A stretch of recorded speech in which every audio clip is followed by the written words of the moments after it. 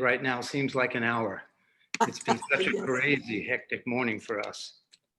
Well, this is our November the 13th, My How Time Flies, AACG Friday meetup. So our special guest today, we have Heller Gallery. And so I'm going to just turn it over to Doug and Katya and let you guys take it from here. Okay, well, hello everybody and welcome. Hello.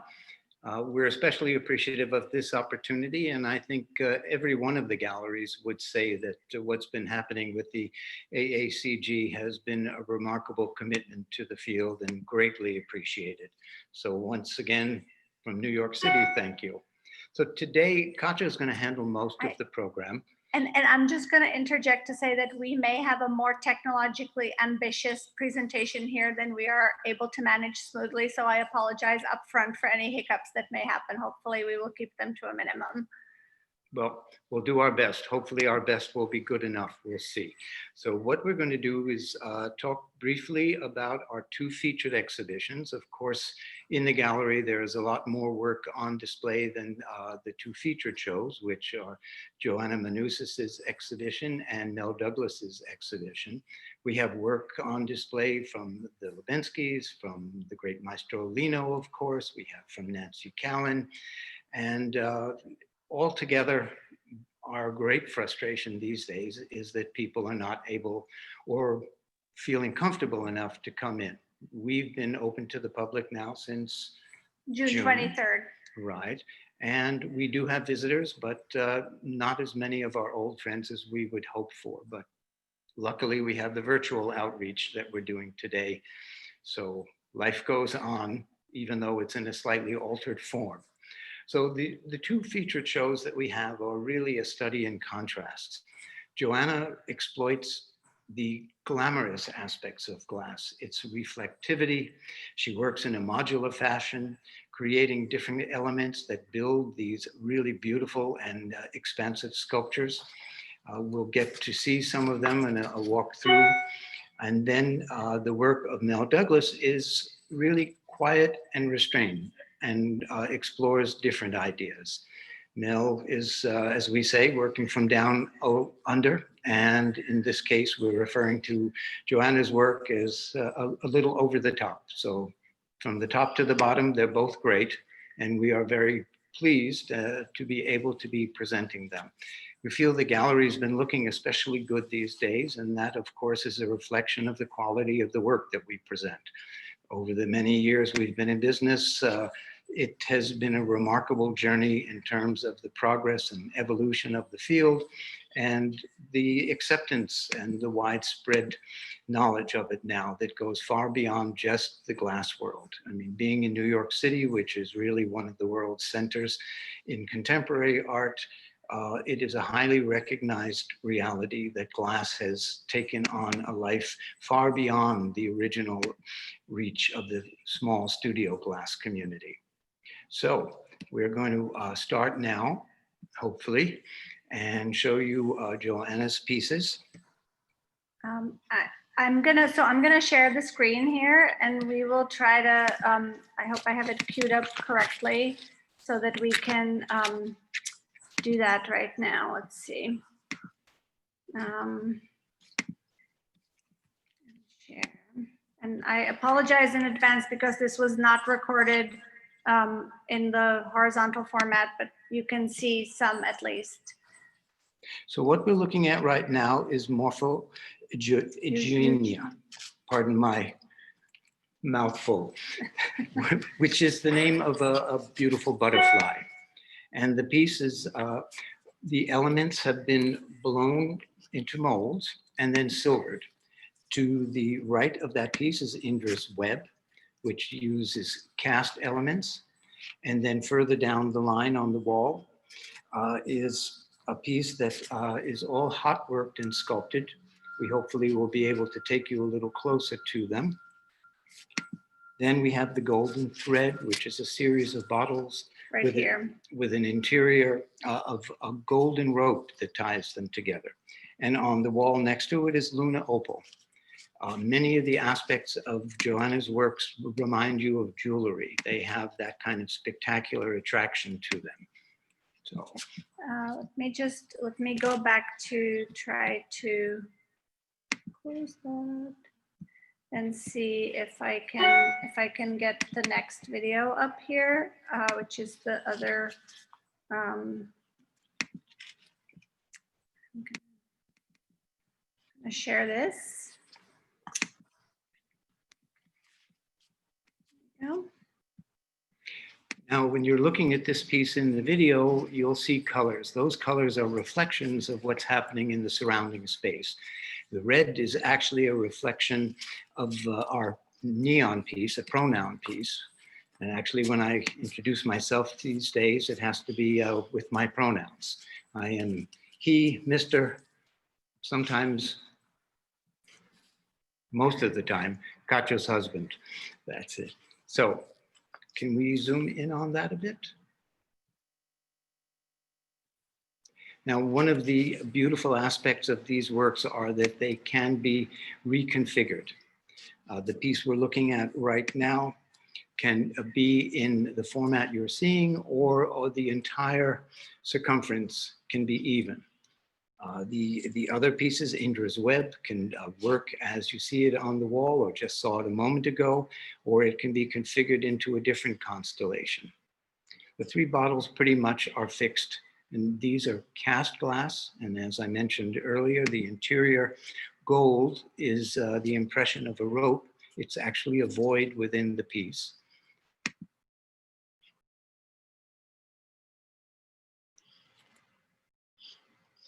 And then Luna Opal, which uses a beautiful opalescent glass.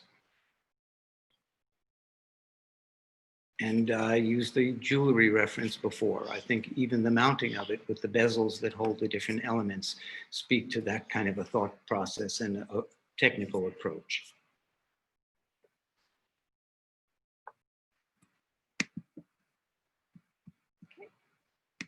We're back at the beginning there. Okay, we're gonna turn this over to Joanna for a little bit. Joanna, can you maybe say hello and just say a few words about the exhibition, please? Sure. Yes, yes. You can hear me okay? Fine. Myself. Okay. Oh, my face has just come up full view. So the work in the show is a culmination of, I would say, about around 5 years of my practice, and that would start with the Indra's Web piece, which represents a star cluster, a jeweled net, as it were, and Indra itself is a reference to a Vedic god who had this web of jewels that represented society. So the premise is that we're all jewels that reflect each other in the complex structure that is the society that we live in. And if you were to just take one of those jewels out, the rest will falter. So everybody is needed in the net in order for society to function as a whole. So I really wanted to have that reference of the viewer seeing themselves within these jewels that reflect one another within the star cluster. And, you know, we're made of carbon, so also the reference of us being made from stardust is in that piece also. So that's a piece that took about 9 months to create. Glass is, it's a lot more time consuming when you have to polish something on a flat plane, a facet plane. So everything is hand polished on the outside, and then those internal prisms are actually a void. Then it's a negative space that is acid polished in the UK and then gilded internally. So what looks to be a solid entity is actually a residual space that is then mirrored. And this is something that I've been striving for years. It's actually the starting point for a PhD that I'm going to be pursuing at the National Glass Centre in Sunderland in February next year. I'm trying to create these fully reflective three-dimensional voids inside the glass. Maybe I should move on to Figs and Urns. Figs and Urns is the almost like a wheel motif of spike formations that hold the negative spaces of silhouettes that look like fern, urns and figs. So that is a very pared down view of an oculus window. Some of you may have seen my older pieces where I'm creating three-dimensional manifestations of rose windows. This really pares down that motif. So it doesn't look as iconic as a stained glass piece of glass, but rather a jewel-like appearance. And unfortunately, it's really hard to see in an image if you're not there in person, but the thinner strands, the thinner pieces actually extend from the wall an extra inch to the other formations on the wall. So it really gives this sense of movement as you encircle the piece. Just that extra, space differential. Joanna, can I interrupt you for a second? Marilee, can we just switch us to the main view so that everybody can see for a moment? But we're showing the Figs and Urns piece here right now. I believe I have you switched to see the Figs and Okay. Urns piece. Okay. So this is the piece. And Joanna, if you want to continue, that way we can. Yeah, so if you were to move around this piece, it's almost like a magic eye appearance in that the thinner spears look to kind of present themselves in a halo fashion. It splinters the light in a different way, and rather than them all being static and flush to the wall, just that extra inch just gives more of a kind of dynamic sense of movement as you encircle the piece. And this actually can be configured in two ways. It can be configured in this mandala like appearance, and then more of a rose window formation where all of the pieces are symmetrically in line with one another in a circle. So I'm just going to say, Joanna, that would mean that these pieces here, let's see if you can you hold up? These pieces here would be pulled out here. Is that correct? That's right. That's right. So this piece comes with two different maquette stencils. So it can be configured in either way. You could have it on the wall for 5 years in one way and then change it up to that rose window configuration if you pleased. So these pieces are hand polished on the outside, and the interiors are frosted, are sandblasted. They're not acid polished or mirrored, as you can see. So it has a quieter sensitivity to the work. It's not as bling, let's say, as Indra's Web and some of the other pieces I've made with the mirroring. Move slowly here so that people can see the Indra's Web piece. So we know we kind of keep referencing what you're referencing. Yeah. So when these pieces are lit well, which they are in the gallery right now, the light it's just beautiful. Because there are prisms within those facets, it really refracts the light. You can see rainbows, cascading all over the wall when there are multiple spotlights on them. And you can also, I will say that you can also see this kind of golden to silver chain transformation. Some of the silver looks much warmer in the light than other parts. Yeah, and that's what I love about mirroring. It really takes on the environment that it's inhabiting. It's forever changing with the light and what is in front of it. So I would say this is one of the biggest pieces I've made. It's comprised of 48 individual units, from the large 7-inch or so pieces in the center splintering out to the 1-inch tiny pieces on the periphery.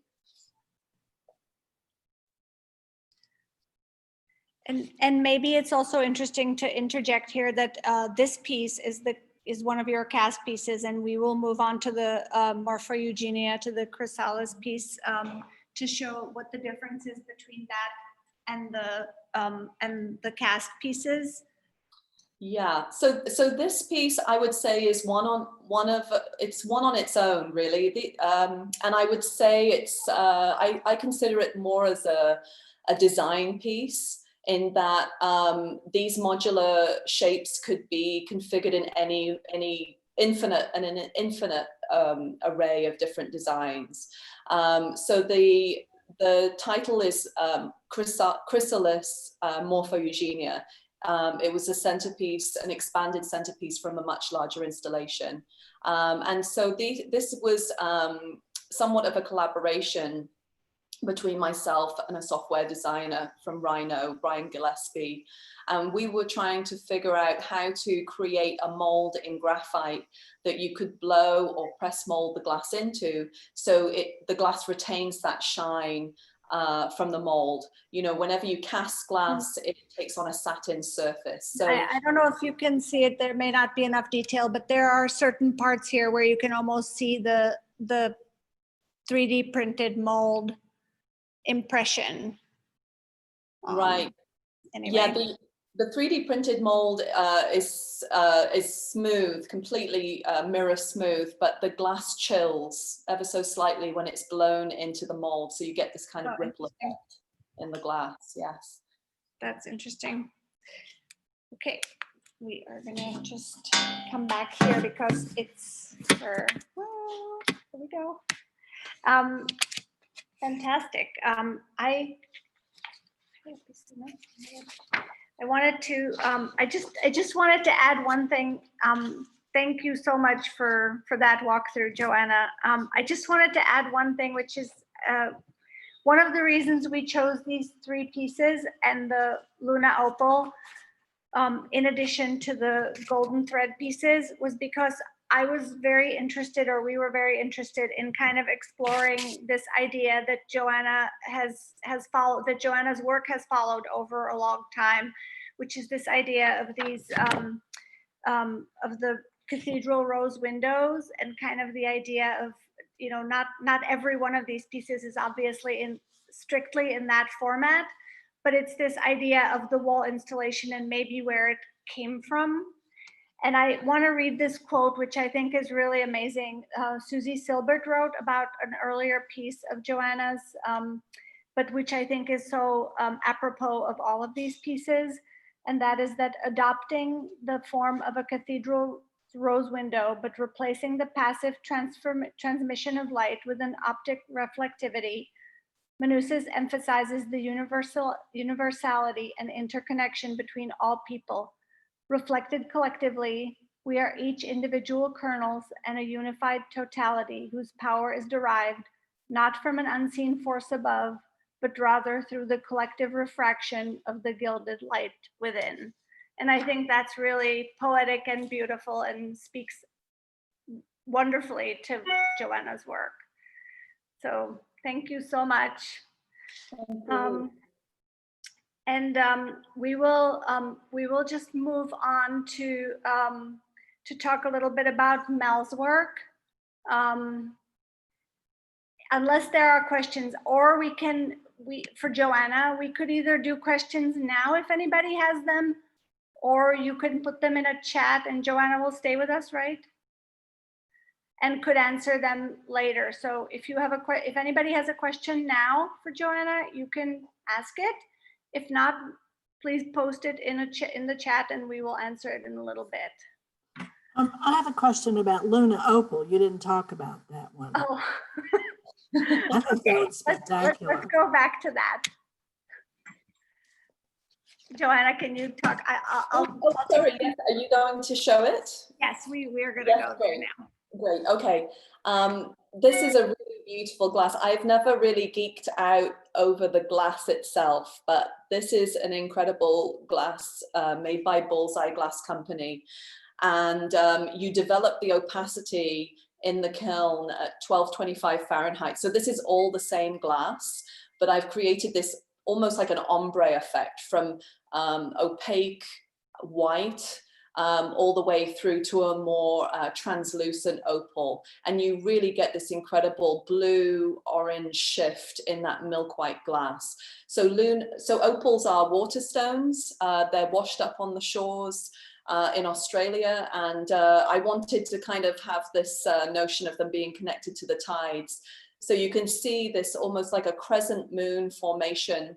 And rather than every piece having the same individual internal space, It's only when the teardrop formation is placed in that motif that you can actually see the pieces of the puzzle, as it were, joined together and see that crescent moon slice inside. So these are open at the back. They have a negative space running through them, and they're all tension set with claw settings, just like, you know, cabochons in a brooch.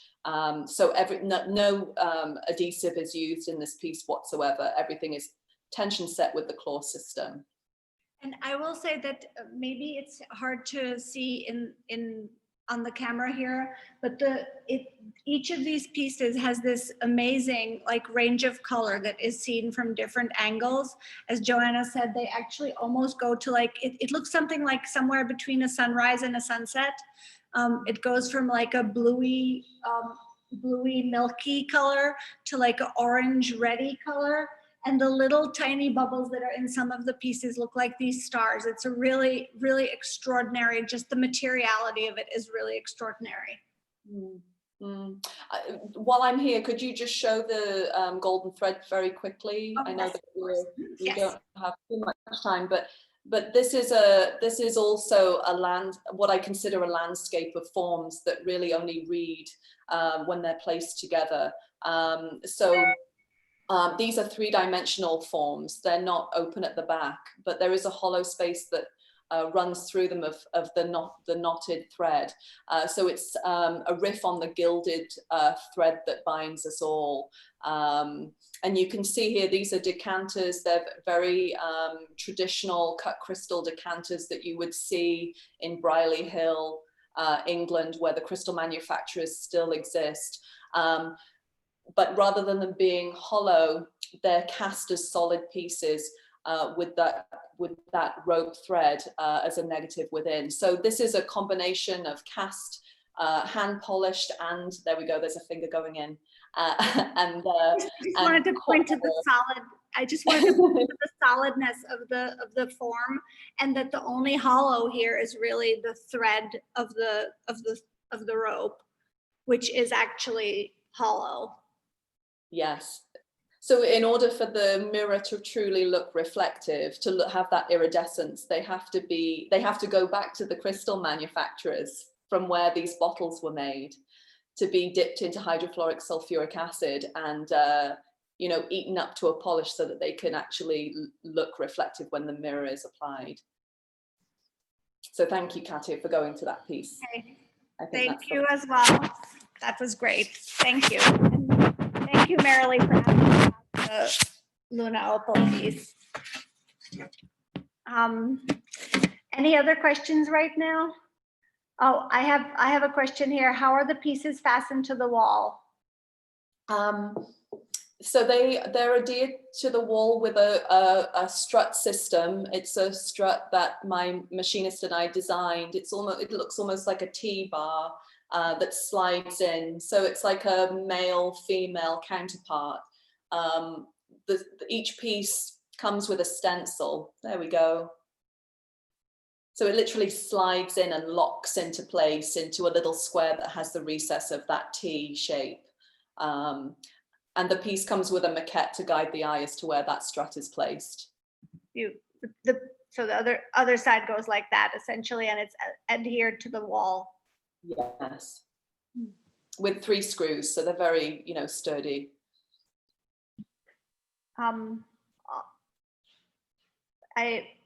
Alden, do you have a question, or Judy? No, thanks. You answered it. Thank you. Okay. Okay. I thank you, and I will. So we'll. If there are any other questions, Joanna will stay here and she will answer them later. So we will move on to talk a little bit about Mel's show, and then we will give you a quick preview of a show that is coming to the gallery next week with Kim Harty, who is also on the call right now. So I am going to just share my screen again to try to get a video of Mel, who is in Australia, and right now it's 3:30 in the morning for her. So I decided to spare her the the waking up in the middle of the night. And last night we recorded a quick greeting, and she talks a little bit about the exhibition. So we will play that now, and then we will walk you through the show. Can I share my screen, Marilee?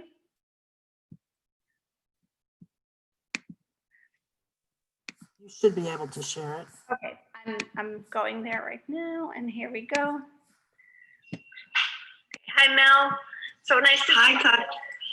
Thank you. So nice to see you too. Good morning to Australia. I just wanted to ask you if you could give everybody a little bit of an overview of the exhibition we have been so pleased to have here this past month or 6 weeks. I would love to. So this is my first exhibition with Heller, and I'm very honored to have work in this space and to be working with the Hellers. My show is called Defining Space, and it comes off the back of me finishing my PhD. So my work has followed a similar trajectory where I've been focused on the idea of exploring the use of glass as a drawing material. So all of the work in this exhibition explores that notion of using line to define space. So how can we use line as a way to talk about kind of spatial aspects? And I think all of these works explore that in a different way. So through the use of blown, kiln formed, kiln cast work, I've looked at the multiple ways that I can actually think about the use of glass as a drawing material. And can you maybe say just a little bit about the drawings? They're always like the biggest puzzle for people who are glass aficionados and who think that they have figured out every technique possible, and they still kind of are stumped when they look at them, and surprised, which I think is a great sign. So definitely, you can see the pieces right behind Katya. So you can really see them, they're right here. Yeah. So as part of my research for this body of work, I was looking at the ways that glass can cross over with other mediums and other techniques. So my practice has always involved or always used a bit of printmaking as well. So I have been exploring that idea of using traditional techniques where you use a screen to screen powder through as a drawing, and then fusing that drawing directly onto a kiln shelf, not onto a glass substrate. So if you, essentially what these pieces are is it's kind of like a line drawing of glass, which then is adhered to paper rather than stuck down to a glass base, I guess. So what I was very interested in exploring is that idea of line having its own kind of body as a glass as well. So it's something that exists without being attached to something solid. So these are really flexible line drawings. Yes. I really have to say that it's been such a pleasure having the exhibition in the gallery. We, even though obviously it's not regular times and we have a much smaller stream of people coming in, everybody who has come in has been so delighted to see the work, and we've gotten such nice reactions.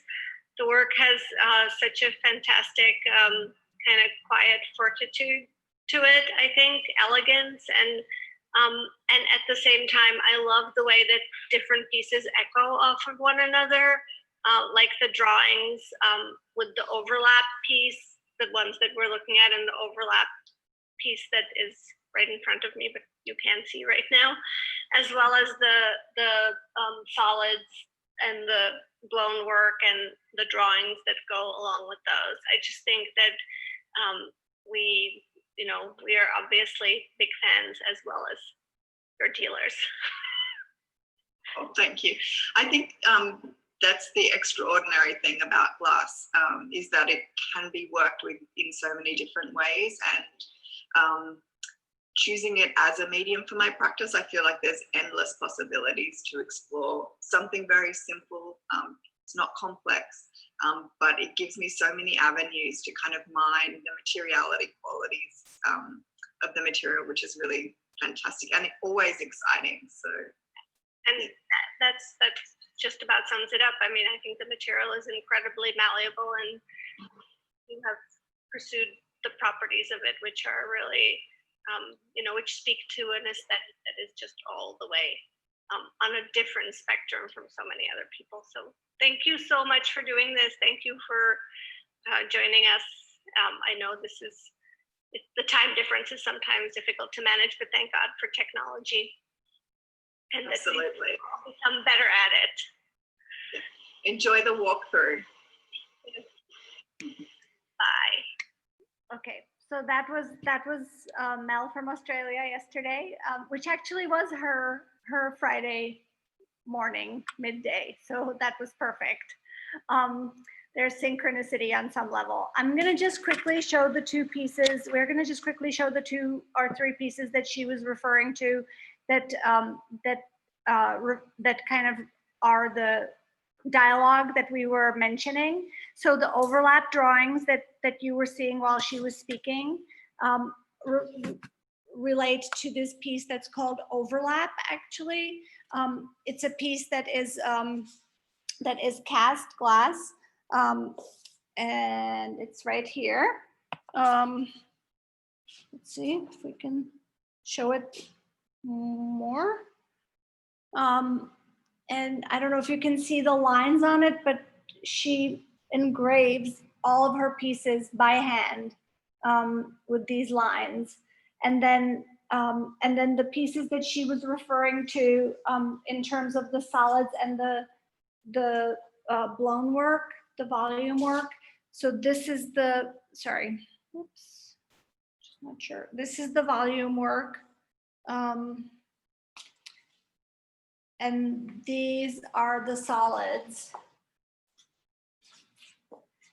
And you can sort of see how related they really are, how they play off of one another with the drawings.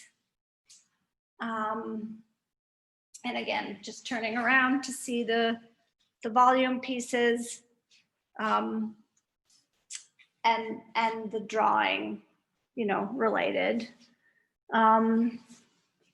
Anyway, that's kind of it in a nutshell. Again, if you have any questions, we are happy to answer them.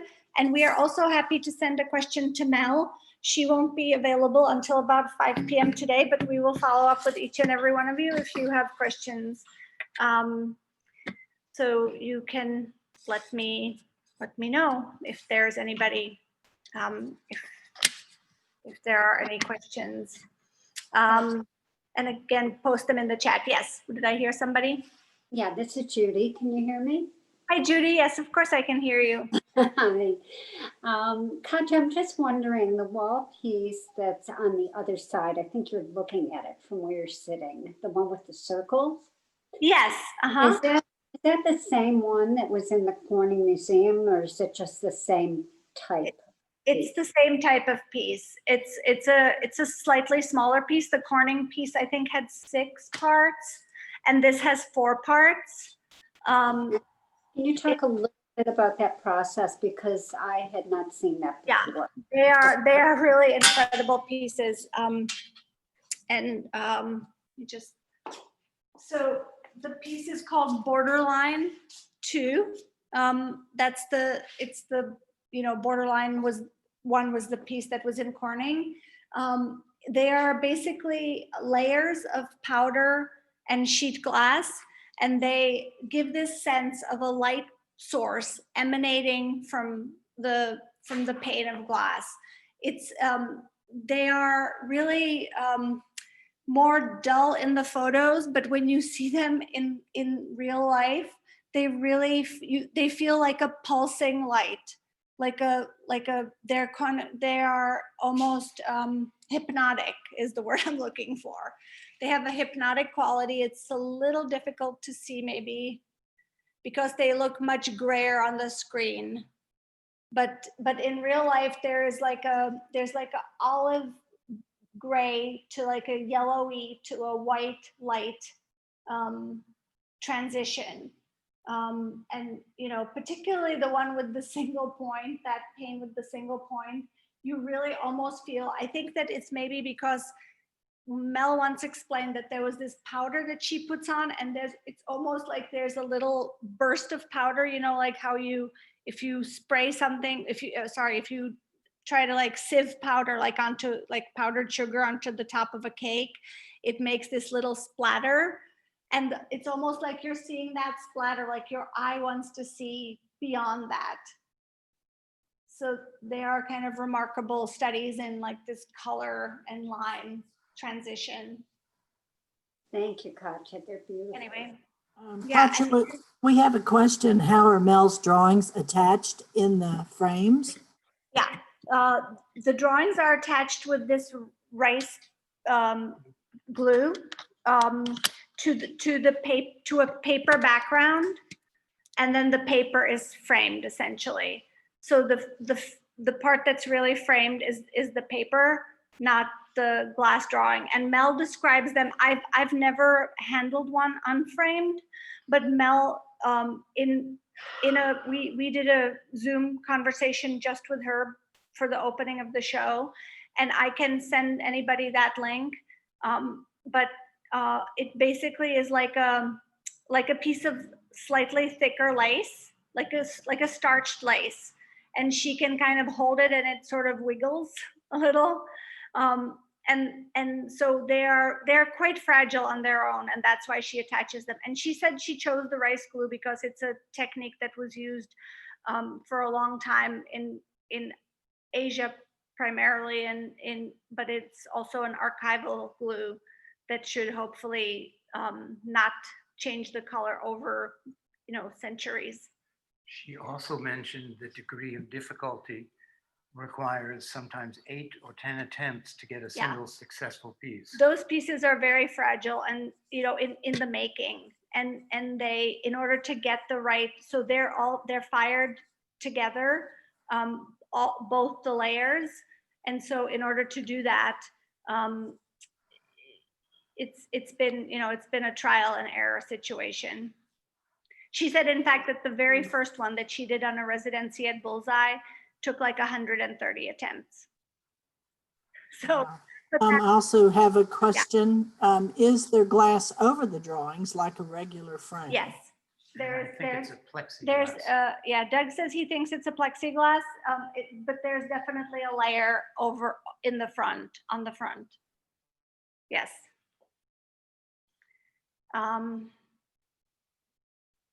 Oh yes, sorry, and that was, yes.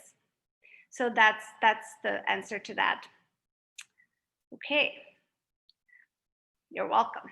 And if there are no other questions, I'm going to move on to our next exhibition, which is not hanging in the gallery yet, but will be hung next week. It's an exhibition that's called River of Shadows. It is curated by Kim Harty, and it's going to be an exhibition of photos, sorry, I'm just trying to, I apologize. Exhibition of photos that use glass as their touchstone, kind of, or the beginning of their material exploration. Here's what Kim wrote about the show. Named for Rebecca Solnit's biography of Edward Muybridge, River of Shadows considers how the medium of photography has the potential to expand our perception. Solnit describes the advent of popular photography in the 1850s and how quote, every photograph was snatched from the river of time. In the same way that time flows, we might imagine glass flowing, the molten material becoming a pliable skin only to shatter moments later, capturing glass's fleeting strangeness, contradictions, beauty, and ambiguity provokes the viewer to contemplate the wonder and complexity of the materials, objects, and surfaces that surround them. And I'm going to ask Kim to speak a little bit about the show, but I just want to explain why we are pursuing something that has on the surface the appearance of a photography show. And the reason is because I think that there is actually a huge or very deep connection between photography and glass, in the sense of both their position in the art historical canon. They are both media that have been, the more recent additions to the canon of art history. And in terms of the collecting interests, for example, glass collectors have gravitated towards photography. Photography has also had kind of an uphill battle in its recognition, kind of in the broader art world as a valid or medium, and the establishment of its marketplace has been kind of paralleled that of glass as a medium for artistic practice. So I think in all those ways, it actually, is an interesting kind of connection. And Kim, if you are with us, can you please come forward? Yeah. Hi. Hi. Thank you so much, Hellers, for having me in AACG. It's really a pleasure to be here. I'm just going to talk real briefly about the exhibition, and I'm going to share my screen so that I can give you a little preview of it. So I'm going to go ahead and do that.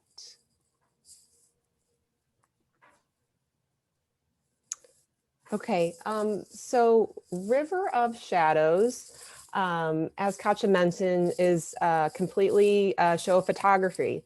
Most of the artists in the exhibition, though, are glass artists that have a sustained practice with the material. So there's only one photographer in the exhibition, Rebecca Cummins, and she's actually based in the Seattle area and has quite a bit of history and interaction with the material of glass. So all of the sort of discoveries and inquiries in this exhibition are really rooted in a very kind of sincere and sustained interest in the material from the artists. And it's expressed in different ways through a variety of photographic techniques and different techniques of printing as well. So this is a piece of mine called Tumblr Motion Study, where I've compiled all the steps of making a tumbler and thinking about visualizing the body's movement and choreography around glass making. Okay, we advance. We should point out that you were pregnant while you were making that. Yeah, piece, right? that's right. That is true. So this is Rebecca Cummins' work, which I mentioned earlier, and I thought this was such a great piece for a glass collectors group. It's this really beautiful Dante Reticello acorn that's being shattered by a bullet, and that moment's captured using strobe photography. And this series of work by her is called Shooting Stars. So there's this piece and a piece that features a Ben Moore sculpture in it in the exhibition. This is a piece called Failure by Dylan Brahms. This is actually a piece that represents 15 years of exploration of the form of the ambulina and trying to perfect it over time. And this is a collection of the most failed attempts to develop that skill to create that ambulina. Can I just jump in here for 1 second, Kim? Sure. I just want to say that Dylan is one of those people. He appeared once at a crit that I was doing at a gas conference with a humongous portfolio of all the attempts that he has made over the 15 years that Kim just described. And he decided to teach himself how to blow glass. And he decided, as a scientist, which is what he is in his other professional career, that he would do that by attempting this one ampollina shape over and over and over again whenever he got a chance to blow glass. So these photos, these compilation photos or composition photos, are actually his progress in kind of describing the effort that he made. I think that they are just extraordinary in what they represent. Yeah, I agree. Thank you, Katya. This is another piece by Sharon O'Mara called The One I Carried Close. And the imagery in this piece is actually developed from nose rubbings from her dogs onto her windows. And then it's been edited and elaborated into these like very beautiful effervescent chandeliers, as she calls them, and printed and mounted on flexi. And then the last preview piece I'm going to show you is a piece by Ethan Townsend, where he actually captures the material in its hot state. So this is glass that he's put through this kind of flinging choreography, and these actually at their actual size are about 8 feet wide, and he's captured the hot molten material actually in motion and moving, and kind of the wonder and magic of that.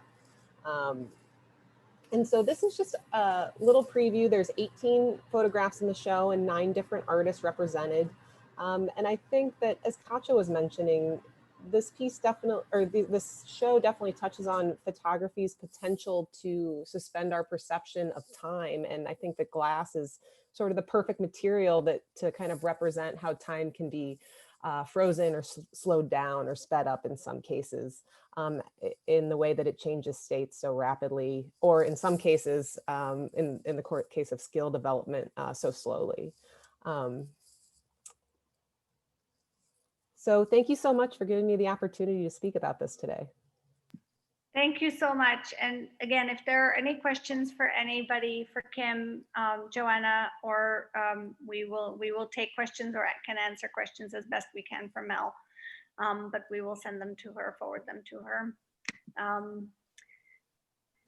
Katya, And here, can we show the neons that we see reflected in your glasses? Oh, actually, what's reflected in my glasses is just the light that that I'm using, and because I'm not very skilled at this, it shows in the reflection. So that's not anything you really want to see. But we do have one extraordinary neon piece that we can show you that's up right now. We can walk over there. Hold on just a second. It's a piece by a younger artist. His name is Ben Orozco, who was working with Fag Signs, the company that Matthew Day Perez and Kate Hush started.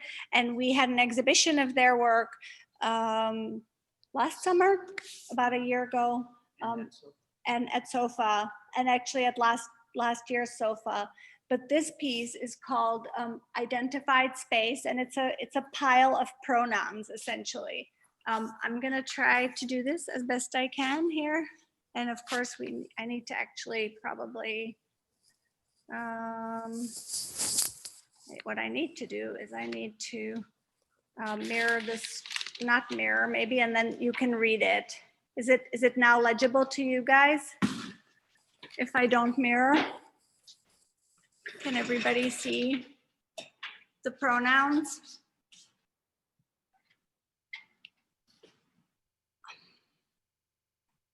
So the funny thing about neon, of course, also is that it's coming through as white when in fact the eye perceives it in real life as completely red, and you can see the red reflection on my face as I walk by it. It casts like this red pink, pretty flattering light.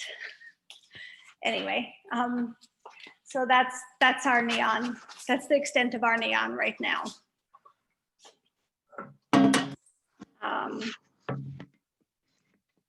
Any other questions? We would love to see the rest of Kim's work when the show is up. We would be happy to share. So we'll send that out. Anyway, if there aren't any other questions, I will turn it back to Marilee. Well, thank you very much, Katya. Thank you, Joanna, if you're still on us. Thank you, Kim. That was really wonderful. And so thank you thanks for the opportunity. Well, I think you have another one when the photography show goes up. So again, I really love these meetups, and thank you so much for everyone who attends. And we will see you again next week.